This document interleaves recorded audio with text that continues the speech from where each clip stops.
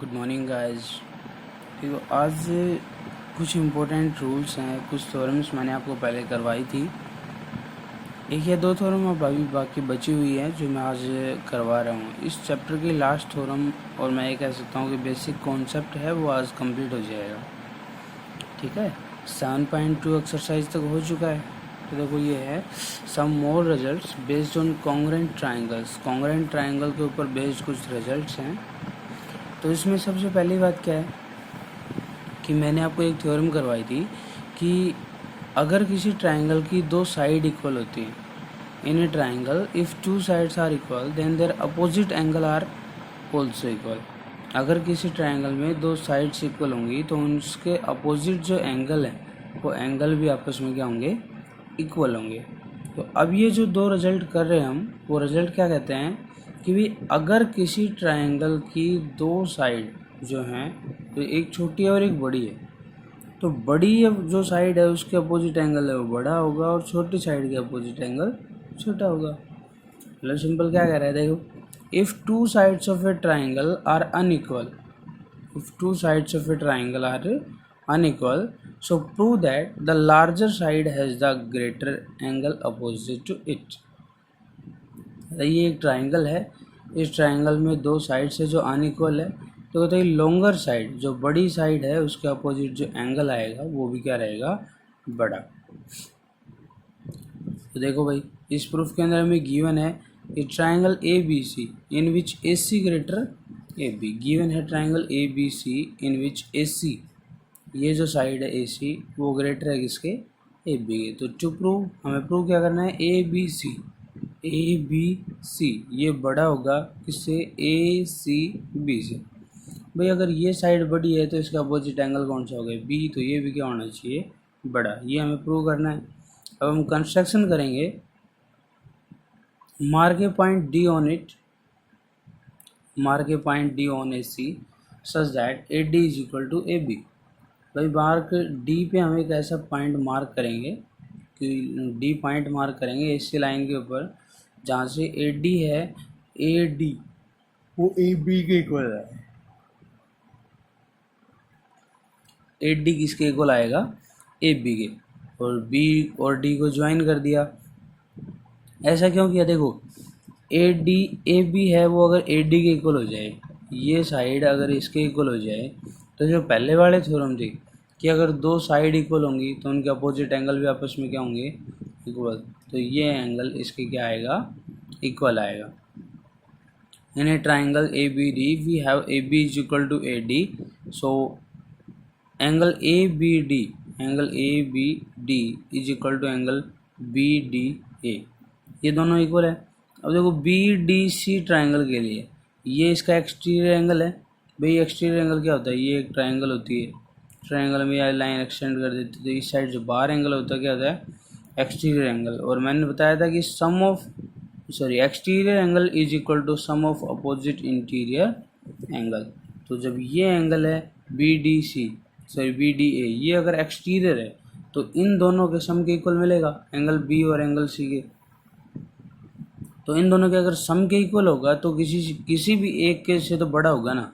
भाई दोनों के सम के इक्वल है, तो अगर सिंगल सिंगल लेंगे तो दोनों से ये एंगल बी डी ए है वो क्या होगा, बड़ा। तो यहाँ कहते हैं but B D A is an exterior angle of B C D.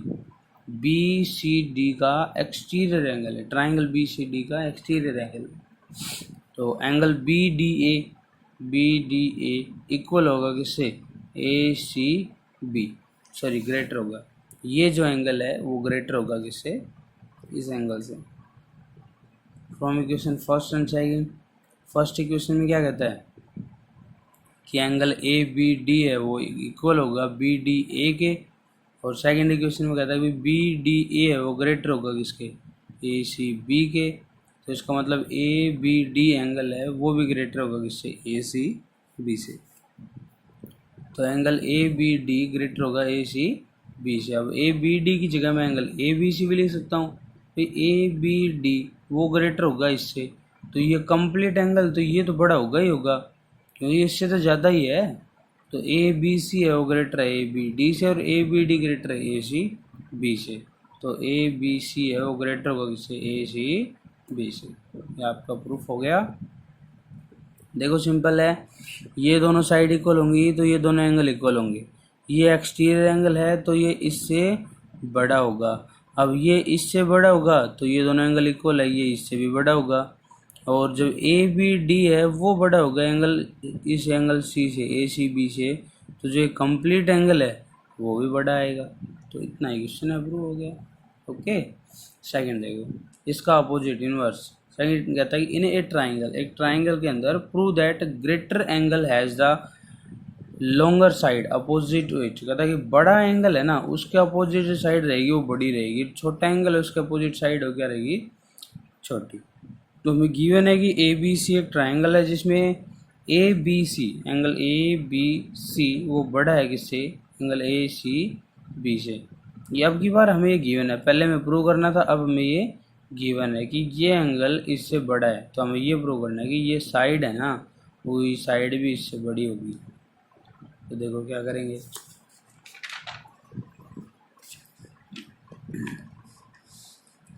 अतः कि to prove A C greater A B, A C को ए बी की क्या करना है, ग्रेटर प्रूव करना है। तो वी हैव द पॉसिबिलिटी, भाई हमारे पास पॉसिबिलिटी है। और पॉसिबिलिटी क्या है भाई, वो जो देखो डायग्राम दोबारा बना देता हूँ मैं आपके पास।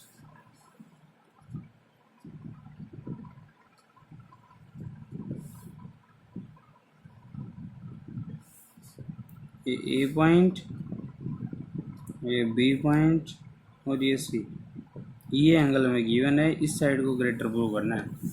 अब देखो किसी कोई भी साइड हो, चाहे ये दोनों साइड लगा लो या कोई और साइड लगा लो, पॉसिबिलिटी क्या हो सकती है, तीन ही पॉसिबिलिटी हो सकती है। पहली कहता है कि ये दोनों लाइन बराबर हो, दूसरी कहता है कि ए सी बड़ी हो और ए बी,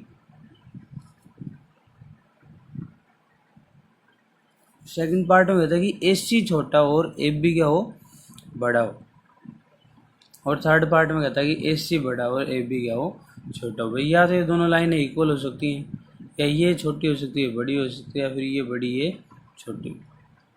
अब फर्स्ट पार्ट लेते हैं कि if let A C is equal to A B, अगर ए बी और ए सी दोनों आपस में इक्वल है, और अगर किसी ट्राइंगल की दो साइड आपस में इक्वल होती थी एंगल भी क्या होंगे, equal. If A C is equal to A B, अगर ऐसा होता है then angle A B C equal होगा एंगल ए सी बी के, ये एंगल इसके इक्वल होगा। लेकिन ऐसा तो नहीं है क्योंकि ये बड़ा गिवन है और ये छोटा गिवन है। तो opposite angle to equal side, this contradiction to give from that angle A B C greater A C B. Contradict का मतलब होता है जो हमने माना था वो गलत है। तो फर्स्ट केस में हमने क्या माना था, A C is equal to A B, so it is wrong क्योंकि कॉन्ट्राडिक्शन आ गई। इसके अकॉर्डिंग तो एंगल्स इक्वल होने चाहिए बट एंगल इक्वल नहीं है। Case second, if possible let A C less होगा ए बी से, ए सी छोटा होगा और ए बी बड़ा होगा। Since the longer side has the greater angle opposite it, भाई इससे पहले वाले थ्योरम हमने क्या की थी कि अगर साइड बड़ी है तो उसके अपोजिट एंगल भी बड़ा होगा, साइड छोटी है तो अपोजिट एंगल भी छोटा होगा। तो इसके अकॉर्डिंग कि ए सी लेस है किससे, ए बी से, तो ए सी के अपोजिट जो साइड रहेगी एंगल रहेगा वो भी क्या रहेगा, छोटा। Angle A C B greater होगा ए बी सी से, which is not possible, this is a contradiction, क्योंकि हमें गिवन है कि ये एंगल बड़ा है और ये एंगल छोटा है।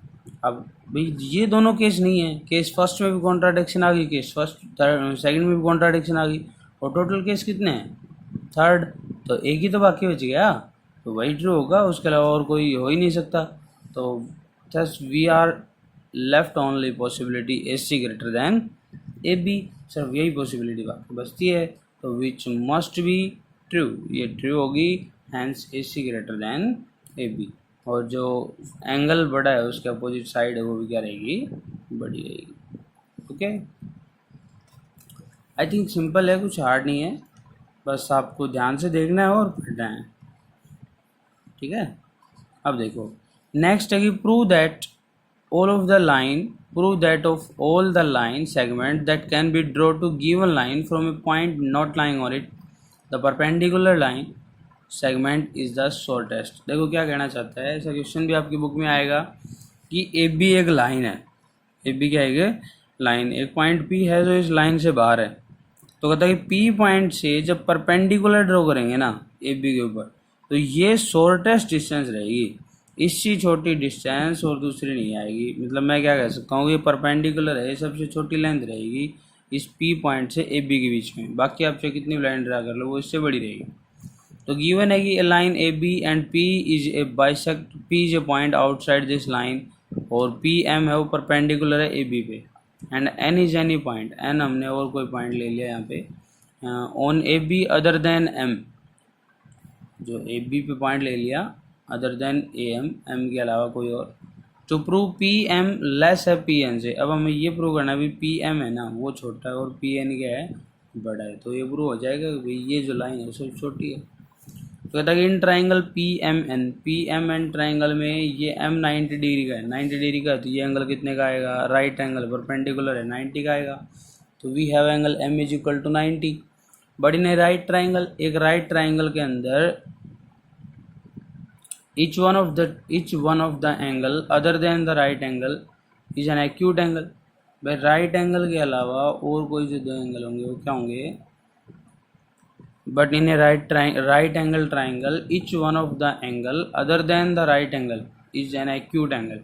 इसके अलावा जो बाकी दोनों एंगल बचेंगे वो क्या बचेंगे, एक्यूट एंगल बचेंगे। तो मतलब दोनों एंगल इससे छोटे रहेंगे, दोनों एंगल इससे छोटे रहेंगे। सबसे बड़ा एंगल क्या हो गया एम, तो इसका अपोजिट साइड क्या होगी, बड़ी होगी, अपोजिट साइड बड़ी होगी, भाई ये छोटी लाइन होगी बड़ी होगी, बस इतना ही है।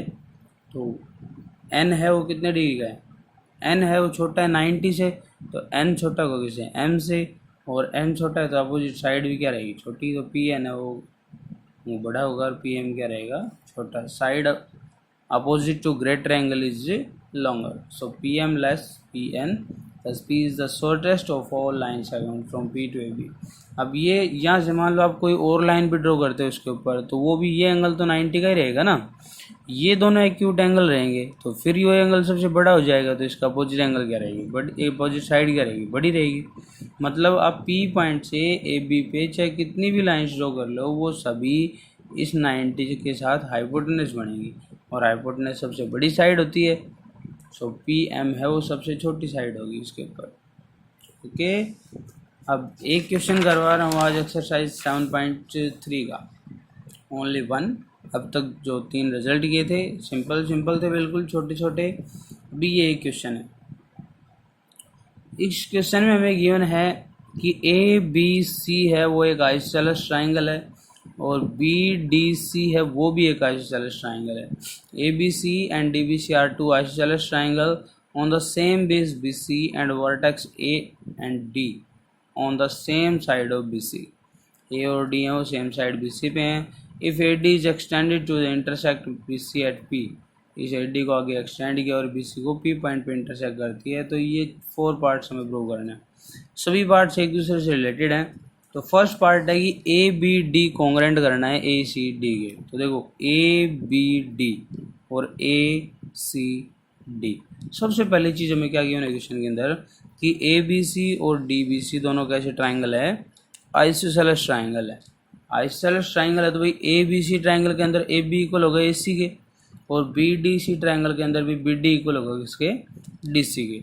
Now in triangle A B D and triangle B D C, ये दोनों ट्राइंगल्स ले लिए हमने, ट्राइंगल ए बी डी और ए सी डी। इसमें देखो ए बी ए सी के इक्वल है क्योंकि ये आइसोसेलेस ट्राइंगल है, बी डी डी सी के इक्वल है क्योंकि ये भी ट्राइंगल बी डी सी है वो भी आइसोसेलेस ट्राइंगल है, गिवन है हमें क्वेश्चन में। और ए डी दोनों में क्या है, कॉमन है, ए बी डी और ए सी डी, ए डी दोनों में क्या है, common. So by the side triangle क्या होगी, congruent. If two triangles are congruent then by the CPCT, CPCT का मतलब होता है corresponding part of congruent triangle. तो इसमें क्या होगा, B A D is equal to C A D, भाई बी ए डी और सी ए डी ये दोनों एंगल आपस में क्या होंगे, इक्वल। ये एंगल इसके इक्वल होगा बाय द सिपिसिटी, ठीक है। अब ये एंगल इसके इक्वल होगा तो पार्ट फर्स्ट कंप्लीट हो गया। आगे कहता है कि A B P and A C P, इन दोनों ट्रायंगल्स को कॉन्ग्रुएंट प्रूव करना है, ए बी पी और ए सी पी। अब इसमें देखो ए बी और ए सी, भाई क्या हो गया, आइसोसेलेस ट्रायंगल है तो इक्वल होगी, और वहाँ पे AD कॉमन थी, अब इन दोनों ट्रायंगल्स में क्या कॉमन हो जाएगी, AP। और पार्ट फर्स्ट हमें ये पता चला है कि ये दोनों एंगल आपस में क्या है, इक्वल, तो ये एंगल इसके क्या हो गए, इक्वल। तो साइड एंगल साइड, यहाँ पे भी साइड एंगल साइड, तो वही लिखना है बस। AB इक्वल है AC के, BAP एंगल SCAP के from part first, AP is equal to AP common by the side angle side, triangle ABP congruent होगा ACP के। और देखो जब ये दोनों ट्रायंगल कॉन्ग्रेंट है, ये दोनों ABP और ACP ट्रायंगल जो कॉन्ग्रेंट प्रूव हुई है, तो ये पार्ट इसके इक्वल होगा बाय द CPCT, और जो ये एंगल है वो भी इसके क्या होगा, नहीं सॉरी ये नहीं होगा, BP है वो BC के इक्वल होगा, और ये एंगल इसके इक्वल होगा, BPA और CPA दोनों एंगल आपस में क्या होंगे, इक्वल बाय द CPCT। तो BP is equal to PC और BPA is equal to CPA by the CPCT। Okay, now part number third. Part number third में हमें ये प्रूव करना है कि भाई ये एंगल आपस में इक्वल है ना, तो ये दोनों एंगल BDP और CDP, ये बीच वाले, ये भी आपस में दोनों इक्वल होंगे। तो जैसे इन दोनों को प्रूव करने के लिए ये ट्रायंगल कॉन्ग्रेंट की थी, तो इन दोनों को प्रूव करने के लिए ये दोनों ट्रायंगल कॉन्ग्रेंट कर दो, जिसमें BD इक्वल होगा DC के गिवन है, और DP दोनों में क्या हो गया, कॉमन, और फ्रॉम पार्ट सेकंड BP किसके इक्वल होगा, CP के। So by the side BD is equal to DC, DP is equal to DP common, BP is equal to BC from part second, side triangle क्या होगी, congruent. Triangle congruent होगी तो ये दोनों angle भी आपस में क्या हो जाएंगे, equal by the CPCT। Angle equal हो गए तो from equation first and second, first equation तो कौन सी थी, फर्स्ट पार्ट के अंदर ये BAD इक्वल होगा CAD के, BAD और CAD ये दोनों एंगल इक्वल होंगे। पार्ट थर्ड से ये दोनों एंगल इक्वल आ गए, इसका मतलब AP जो लाइन है वो एंगल A को और एंगल D को क्या कर रही है, bisect. So AP bisect angle A as well as angle D। From part fourth part में क्या प्रूव करना है, भाई ये है ना AP लाइन इस पे परपेंडिकुलर है, तो सेकंड पार्ट में हमें ये पता था कि ये दोनों आपस में क्या है, equal. From part second angle BPA is equal to angle CPA, so BPA plus CPA is equal to 180 because linear pair angle.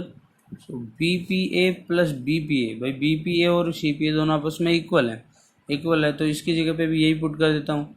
So angle BPA plus angle BPA is equal to 180, 2BPA is equal to 180, so angle BPA is equal to 180 upon 2, और 180 upon 2 से क्या होगा, 90। So BPA is equal to angle CPA is equal to क्या आएगा, 90। दोनों 90 आ गए, इसका मतलब AP हो गया है परपेंडिकुलर बाइसेक्टर लाइन BC का। ओके, तो आज के लिए इतना ही था। एक्सरसाइज 7.3 का फर्स्ट क्वेश्चन है। अगर कुछ ना समझ आए तो आप पूछ सकते हो, दोबारा से कमेंट कर सकते हो। उससे जो भी ये वीडियो है, इस वीडियो के नीचे आप कमेंट बॉक्स में कमेंट डाल दीजिए, जो पॉइंट समझ नहीं आया वो दोबारा करवा देंगे। लेकिन स्टूडेंट्स देखो, मेहनत आपको करनी पड़ेगी, आप इस चीज़ को लाइटली ना लेके चलें कि भाई क्लासेज नहीं लग रही, स्कूल ऑफ हैं, स्कूल जाएंगे तब सब कुछ दोबारा से होगा, अभी हम क्यों पढ़ें, है ना। बहुत सारे मैंने देखा है, बहुत बच्चों के मन में बहुत सारे डाउट्स कि हम क्यों कर रहे हैं ये, हमें स्कूल में कोई और टीचर पढ़ा रहा है, यहाँ पे कोई और पढ़ा रहा है, हम क्यों करें, ये हमारे टीचर का पढ़ाया हुआ नहीं है। तो बच्चों देखो, ऐसा कुछ नहीं है। मे भी हो सकता है कि जब क्लासेस स्टार्ट हों तब भी इन क्लासेस को मैं ही पढ़ाऊँ, पॉसिबिलिटी है, क्योंकि इतना सिलेबस मेरा करवाया हुआ है। मैं ये नहीं कहता कि 100% होगा, बट फिर भी जो सिलेबस यहाँ पे करवा दिया वो सिलेबस दोबारा रिवाइज नहीं होगा। अगर मैं पढ़ाऊँगा तो भी वो जो टीचर आपको पहले पढ़ा रहे थे, कुछ क्लासेज में मैं नहीं पढ़ा रहा था, उनको अगर जो पढ़ा रहे थे, तो भी ये सिलेबस दोबारा रिवाइज नहीं होगा, क्योंकि इतना टाइम आपके पास बाकी नहीं है ना। अच्छे से करवाया जा रहा है, आप डेली रूटीन से उसको साथ साथ कीजिए, वीडियोस को देखिए, शेयर कीजिए अपने फ्रेंड्स के साथ, है ना। जितनी मेहनत आप करोगे उतना ही आपको अच्छा समझ आएगा। और खुद का ध्यान रखें, केयर करें, अपनी फैमिली को जागरूक रखें, इस महामारी से बचाएं, ठीक है ना। बाहर जाने से पहले केयरफुली प्रिकॉशंस लें, मास्क पहन के जाएं, सैनिटाइज़र अपना यूज़ करें और अपनी सेहत का ख्याल रखें स्टूडेंट्स। Okay, thank you.